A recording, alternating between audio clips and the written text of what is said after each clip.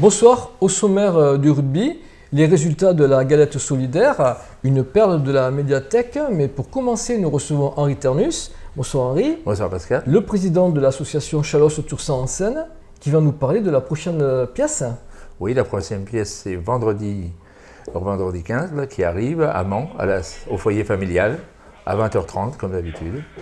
Est-ce que tu peux nous parler du programme? Quel va être le nom de la pièce et quel va être... Est-ce que c'est comique? Alors la pièce, bien sûr, c'est souvent, on fait beaucoup au programme des pièces comiques, c'est ce qui marche le mieux.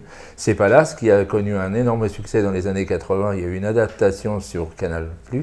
Oui, pas Canal Achat, mais Canal+. Non, Canal+, c'est un petit concurrent à vous, mais bon, un confrère, mettons. Ouais. Et c'est une pièce de Jean-Michel Ribes qui a connu un fort succès, donc sur Canal+, une série télévisée. Oui, on s'en souvient, c'était hyper marrant. Et donc, c'est l'adaptation de la pièce qu'on va avoir, ce sont des sketchs, C'est l'adaptation c'est la charabande qui vient, c'est monsieur Pierre Charabas, qui est de Tille, qui a refait la mise en scène. C'est sur le même bas, c'est-à-dire que ça se passe dans un palace parisien où il y a à la fois les clients de l'hôtel, le personnel. C'est sous le même principe que ce qui avait fait le grand succès sur Canal+ à l'époque. Ouais, c'est sûr qu'on s'en souvient tous, hein. Il y avait des scènes mythiques, il y avait des répliques mythiques. Mais combien ils vont être sur scène, tu sais combien? Ils sont 8 comédiens, mais ils font plusieurs personnages, donc c'est très adapté par rapport à la scène de Mans, où il y a à la fois des coulisses à proximité. Donc c'est assez mouvementé entre le maître d'hôtel, les principaux personnages. Ah oui, ils avaient des costumes terribles. Tu crois qu'ils vont les refaire? Peut-être pas. Ah, je ne sais pas. C'est la surprise pour les gens qui viendront à Mans vendredi. Est-ce qu'il y a une buvette? Est-ce qu'il y a une entracte? Il n'y a pas d'entracte, parce que souvent des comédiens préfèrent jouer dans l'action en restant concentrés, donc il n'y a pas d'entracte. Écoute, Henri, comme d'habitude, on sera là. Est-ce que tu peux nous rappeler donc la date Donc c'est le 15 février à Mans, au foyer familial, à 20h30, et toujours l'entrée à 10 € et gratuit pour les moins de 12 ans.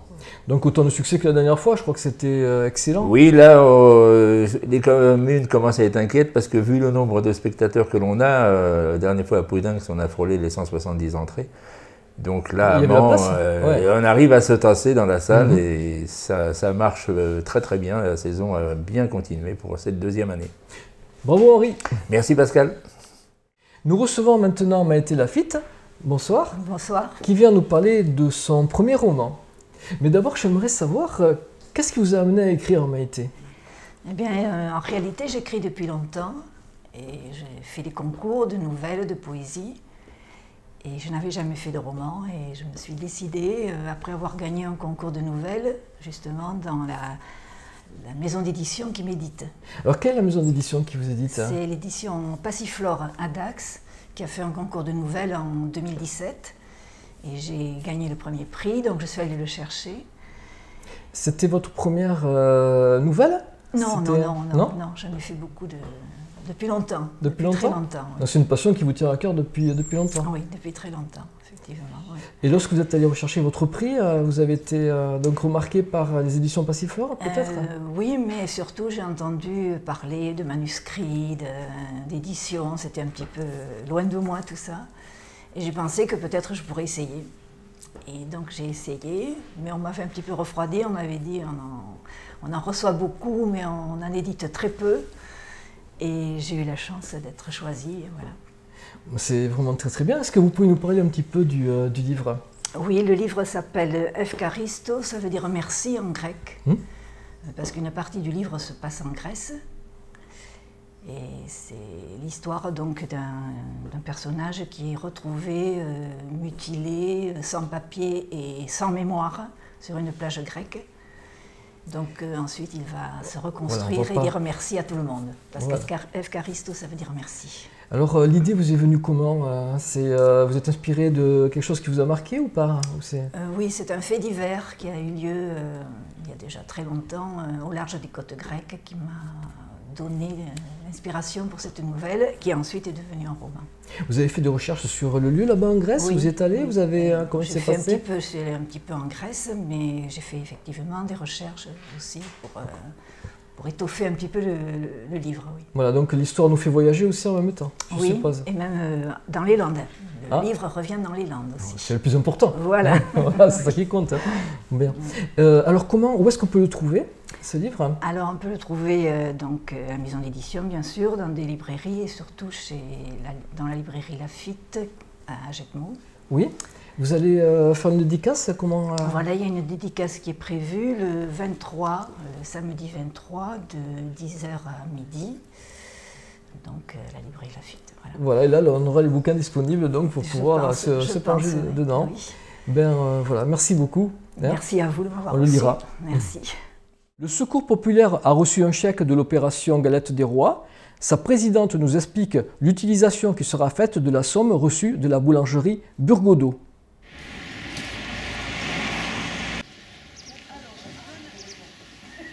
Alors, pour la 3e année, M. Burgodeau nous a fait un chèque conséquent qui couvre à peu près une distribution alimentaire.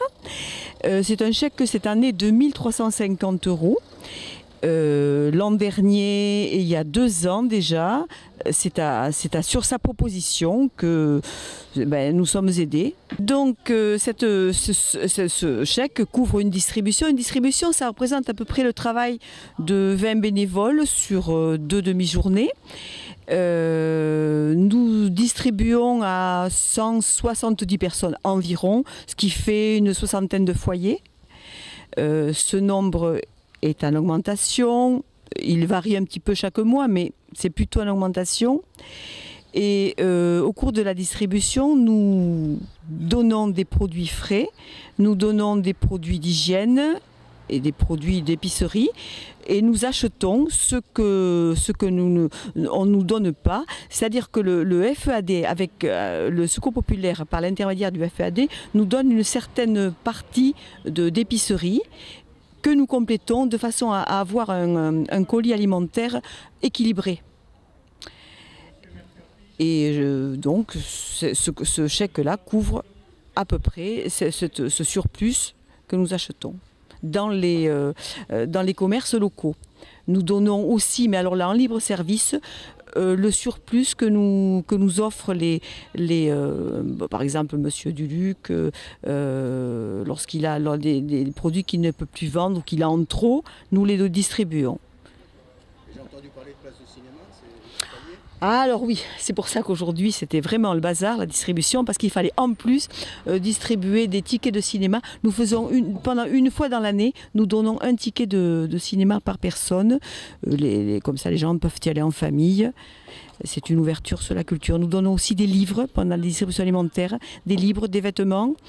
Nous offrons aussi des places de théâtre offertes par le comité de Chalosse à 2 €. Je crois que c'est à peu près tout. Voilà. Et la semaine prochaine, nous aurons un vide-grenier. Un petit peu spécifique, puisque c'est uniquement des choses que sont proposées par le Secours populaire. Il n'y aura pas d'autres intervenants que le Secours populaire. Nous vidons notre grenier, des choses que nous avons en stock et que nous allons mettre à tout petit prix. Et ça va se passer salle Gascogne à Jetmo, samedi et dimanche. Dans notre rubrique Les perles de la médiathèque, nous vous présentons des œuvres qui sont disponibles. Aujourd'hui, un film, Les 2 listes de Ridley Scott. Ridley Scott, un des plus grands réalisateurs modernes, très connu pour des films mythiques, Alien et puis Blade Runner bien entendu. Mais est-ce que vous savez que son premier film est un coup de maître? En 1977, Ridley Scott sort son premier film, Les Duellistes, tiré d'une œuvre de Joseph Conrad parue en 1908. Le scénario est inspiré de la nouvelle de Joseph Conrad, elle-même inspirée d'une histoire vraie. 2 soldats de la grande armée napoléonienne, 2 hussards, un du 7e régiment et un du 3e régiment de hussards, vont s'embrouiller pour une histoire vraiment étrange et vont être amenés à se battre en duel tout au long de leur carrière. Le 7e régiment de hussards, c'est la brigade infernale. qui compte dans ses rangs un soldat qui est une espèce de tête brûlée, Gabriel Ferraud, qui va être joué par Harvey Keitel, un acteur anglais, qui va, sur ce film-là, être passablement extraordinaire. C'est une espèce de brute, bizarre, avec une attitude incroyablement agressive. En face, le hussard du 3e régiment, joué par Kate Garadine, est un soldat qui sort d'une famille noble. Il s'appelle Armand Dubert. Il va se trouver en jeu une espèce de rivalité entre le monde des nantis et le monde de la rue, si on peut dire ça comme ça. Donc cette espèce de duel va être commenté, va être parié, va être suivi par toute la grande armée pendant pratiquement 15 ans. Et ils vont, ces deux soldats vont gravir les échelons de la hiérarchie. Ils finiront généraux tous les deux. Ils n'auront pas réussi à se tuer, mais en tous les cas, voilà, c'est une histoire absolument incroyable. Comment rajouter la guerre à la guerre, hein. Alors Ridley Scott va filmer cette histoire en prenant le parti des décors naturels et il va sublimer la Dordogne. Voilà, il va tourner aux alentours de Sarlat, il va utiliser chaque plan comme un tableau et c'est ça qui va faire la force du film. Le seul investissement très important qu'il fera sur la production de ce film, c'est les costumes. Bon, les costumes, évidemment, les costumes déjà à cette époque étaient merveilleusement beaux. Alors ce film qui, à sa sortie, n'a pas trouvé son public, est en train d'être redécouvert aujourd'hui. C'est un film historique, mais sur une histoire qui n'est pas si vieille que ça. Pour les gens de ma génération, nos arrière-grands-pères sont des contemporains du général Lamarque, le général de la Grande Armée. Un film vraiment étonnant à ne louper sous aucun prétexte. Dimanche, les Agedmosiens sont passés à l'offensive dans la course au maintien et s'offrent un festival avec 7 essais face à la Lanterne Rouge Asparian.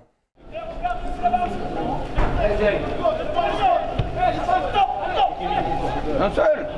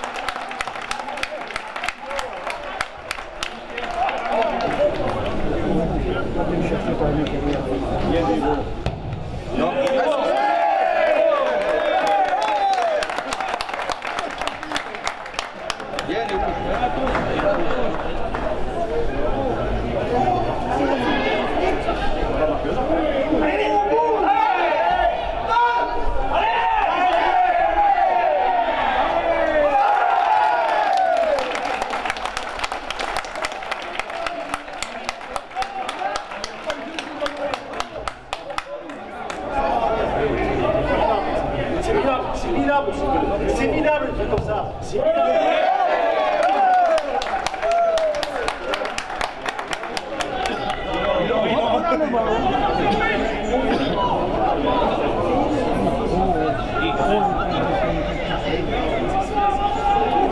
Allez, au bout.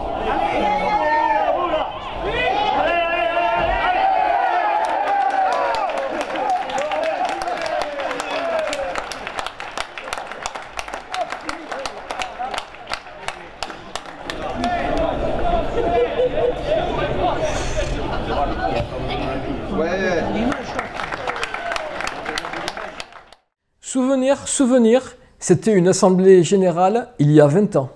L'Amicale laïque a tenu son assemblée générale vendredi 12 février à la maison de l'Amicale. Ce fut l'occasion pour la nouvelle présidente, Monique Lestruau, de faire le bilan des activités et de renouveler en partie le bureau. Robert Marquebiel devient le nouveau trésorier en remplacement de Viviane Guignard. L'Amicale laïque offre de nombreux ateliers: poterie, peinture sur tissu, aquarelle, photo, théâtre. Cette année a été particulièrement importante puisque cette association a fêté son cinquantenaire. Quelques manifestations de prestige ont marqué cet anniversaire. Soirée cabaret, poésie, récital de Juliette et de Lénie Escudero, exposition des sculptures de Alain Paruzel. Prochain spectacle préparé par l'Amicale, une comédie musicale qui sera représentée le 13 mars à la Salle Aquitaine.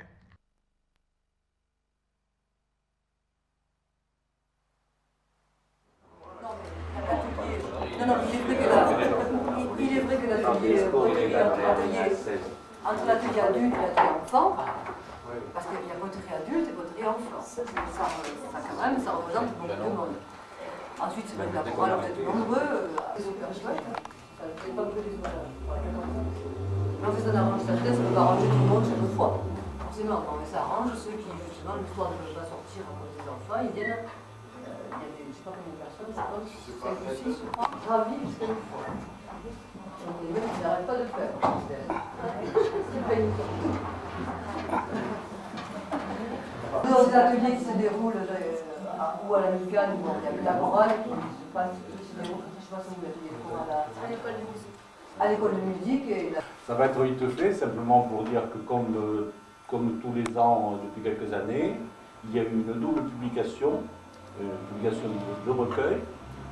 Le recueil du lauréat du prix de la crypte, puisque ça c'est quand même le pourquoi de la crypte au départ, consacré donc tous les ans à un jeune poète de moins de 30 ans. Cette année, le lauréat est... On a assez perturbé parce que c'était le lendemain du décès de Franck. Franck qui, vous savez, travaillait avec moi depuis très longtemps à la poterie et il me manque beaucoup parce que il a laissé quand même des empreintes ici depuis fort longtemps et puis c'était un ami en plus, et puis voilà. Et les gamins viennent régulièrement, c'est qu'il y en a toujours 15 ou 16 qui viennent. C'est bien parce que la qualité vient d'un milieu défavorisé. 16 à 18 enfants.